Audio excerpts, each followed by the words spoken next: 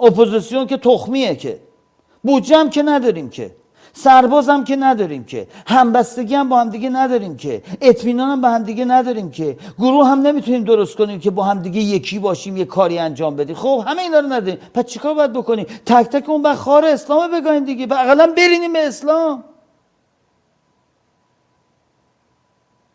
اینی که میتونین که این کارو بکنیم ببینید چی میشه.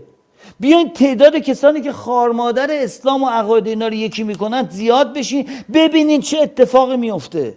کشورهای اسلامی بر علیه حکومت جمهوری اسلامی بلند میشن، میگن مادر جنده شما چیکار کردی؟ اینا دارن خار اسلام میگن. با حمله که در ایران ما داریم به اسلام میکنیم، کشورهای اسلامی بر علیه جمهوری اسلامی دارن میشن. عزیزان من، در درون خودشون چند تا آخونده که باورهای اسلامی داره، از این کسکشایی که بخشنده و مهربانی این کسشرا میگن و خودش هم قدرت نداره و بدبخت دزدم نی ولی خره، اونها هم بلند میشن خار اینا رو میگن شما ریدین تو دین ما، اینا اومدن دارن قرآن آتیش میزنن. پس شماها در اصل تو اونی که بهش میگن نافرمانی مدنی همینه. این بزرگترین نافرمانی مدنیه. یعنی شما میگین کتاب رو نمیشه خارشگاهی ما میخوایم برینیم بهش. شما محمد قبول دارین، ما ریدیم به محمد.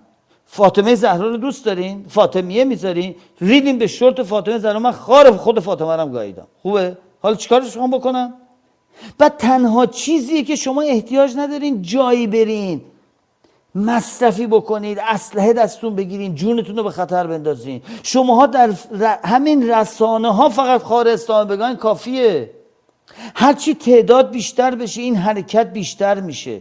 بشینین با خودتون فکر کنین، شمایی که هنوز به اونجا نرسیدین. اگه راه دیگه پیدا کردین، به جان خودم من پاتون میبوسم. اگه شما راهی پیدا کردین، به ما گفتین این راه برین اینطوری میشه، من نوکرتونم هستم. اما اگه دیدین نمیشه، این راه رو ردش نکنید، این راه رو برین. حالا اگه راه بهتر پیدا کردین، با کمال میل معمونه میاین. حالا شما میگین من که سیاستمدار نیستم، خودتون میگین، ما که نمیدونیم. خیلی خوب، برین به این سیاستمداراتون، اینایی که قبول دارین، هر کدوم هست، پیام بدین تک تکتون، بگین یه راه حل براندازی، نه حکومت بعدیا، نه بعدن چی میخواد گل و بلبل برای ما میخوان درست کنن، نه الان بگین برای سرنگونی حکومت اسلامی چیکار میخواین بکنید. اگه تونستن جوابتون رو بدن، خب اگه نمیتونن بدن، این راه حل هست. داری خفه میشی، یکی اومده یه طناب انداخته، میگه این طنابه رو بگیر بالا، میگه من به ما گفتن این طنابه خوب نیست، این طنابه رو اگه بکشیم ممکنه که اون که ناراحت میشن اینا، این طنابه رو ول کنیم. میگه چرا؟ میگه اونی که اون گوشه نشسته روی اسکله داره ساندویچ میخوره تو آمریکا، این گفته که آقا خشن نباید باشین. آقا طنابه نگیری زور بزنی ها.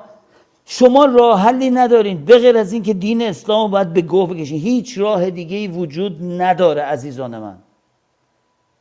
شما اگه یه روز، 2 روز، یه هفته، 2 روز، 5 روز، یه ماه، 2 ماه، یه سال راجع به این فکر کردین، من طبقه اول خونه من تمام صفحه های ورقاست، دفعه دیگه عکسش بهتون نشون میدم، ورقای مثل پوستر گنده است با ماژیک، تمام اکویژن آزادی ایران رو نشستم از اول تا آخرش با فرمول گذاشتم. هیچ راهی وجود نداره ایرانتون آزاد باشه مگه خار اسلام بگن. میگین نه، برین امتحان کنین، بیان اینجا بگین من راه پیدا کردم، من نوکر با جدا باور میکنم، بهتون میام، دنبالتون هستم، هر کاری هم بگین من میکنم در اون راه. اگه پیدا نمی کنید اینو ردش نکنید، ادامش بدید. لازم نیست اولش همونطوری شروع کنین ها.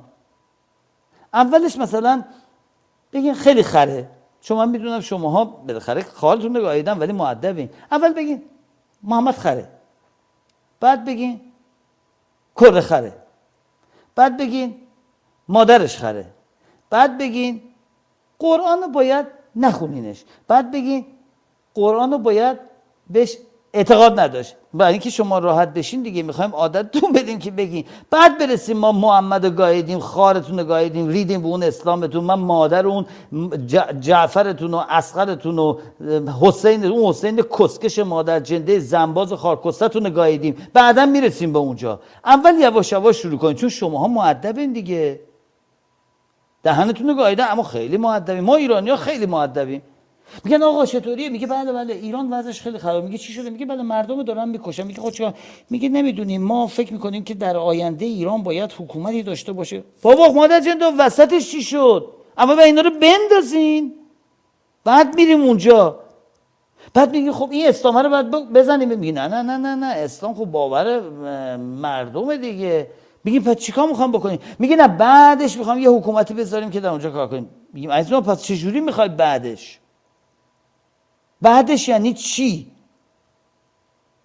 بچت مریضه تو زندان، دارن میکشنش، تو فکر اینی که فردا که داره میره بیرون شلوار چرنگی پاش کنه، دارن میکشنش، دارن بهش تجاوز میکنن. بچه های شما اونها، برادرای شما، خواهرای شما، اونا رو دارن میکشن. این آدمایی که این آرس عزیز گفت پناهنده شدن تو این بدبختی، فقط تجسم بکنین الان شما تو اونجا هستید. میدونید چرا من نمیتونم این کار رو ول کنم؟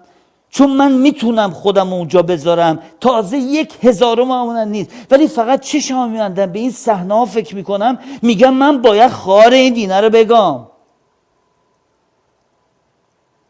این دینه حکومت بیفته بره، من دیگه کار میرم دنبال زندگیم، اصلا کاری به این کار ندارم. من نمیخوام بدم سیستم چیه، نمیخوام بدم کی میخواد حاکم بشه، مثلا نمیدونم کاری کنم، ولی هر کی بیاد بگه این دینه رو میخوام نگه دارم، من خارش میگم. فرق نمیکنه کی باشه، اون بالایی باشه یا پایینی باشه، برای اینکه نه احتیاج دارم بهشون نه میترسم ازشون. هر مادر جنده سیاستمداری رهبر میخواد باشه، بالا میخواد پایین باشه، با این اسلام راه بیفته، من مادرشو میگم. چطوری؟ با حق، همونطور که خار اسلامو دارم میگم. کسکشا دهنتون رو بندی، با این اسلام مادر جنده لاست نزنید.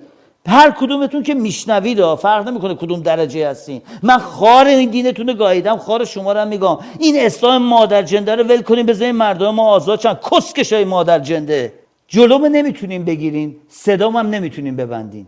احتیاجم به پول ندارم، خودتون سیاستمدارا بهتر میدونین. خار مادرتون یکی میکنم اگه جلوی راه اسلام براندازی اسلام بگیرین. این گویای میدان شما شروع کنید، ببینم شما میتونین حریف من بشین، ببینید من چطوری خارتون رو میگم. اگه شما فکر میکنید تکنیک میخواین برین یکی بیارین یه ویدیو بگیرین یه صدا ضبط کنین، من شب تا صبح میتونم درست میکنم. میخواین وبسایت بزنین میزنم، میخواین تو رسانه برین میرم، میخواین با من بحث کنین میام، میخواین فحش کنین، اما من بهتر نمیتونین فحش بدین. من نه احترام لازم دارم، نه میخوام بزرگ بشم، نه میخوام خودم رو گوز بکنم، هیچی برای من مهم نیست. اومدم خار اسلامتون بگم. این پیام دارم اون کسکشایی که گفتین چرا به طاهری میگی، اون تازه کوچیکشه، به بقیه‌تون دارم میگم. مادر جنده اگه نمیخواینم با اسلام در بیافتین، زر نزنین، راجع به اسلام حرف نزنین، ساکت بشید، بذاریم ما کارونو بکنیم. شنیدین؟ مادر جنده شنیدین؟ یا نه بازم باید زبون دیگه بگم براتون؟ دیگه از این واضح‌تر من نمیتونم بگم. تنها جوری که از این واضح‌تر میتونم برام بگم اینه که یه خواننده استخدام کنم براتون بخونه، بگه مادر جنده ها خارتون گاییده است، با اسلام لاس نزنید. و من که صدام خودی بعد وین دیدن نه براتون ویالون بزنه و بگه کسکشا خفشین به اسلام لاس نزنید. میخواین این کارو براتون بکنیم، اونم میکنیم. لازم باشه یه خواننده میارم، خرجش میدم، موزیکم میسازم، مادرتون رو میگم مادر جنده. دیدین که 12 سال رسانه زدن، شما کونتون رو پاره میکردین، من بدون هیچ چی داشتم میگردوندم، لازم بشه دوباره راه میندازم. کسکشای مادر جنده. هر روز میبینی یکی دارن زجر میدن، هر روز دارن یکی میکشن. آقا بس دیگه، رحم نداری شما؟ من حاضرم بی تربیت باشم ولی عاشق مردمم باشم، تا اینکه با تربیت باشم، گوه باشم.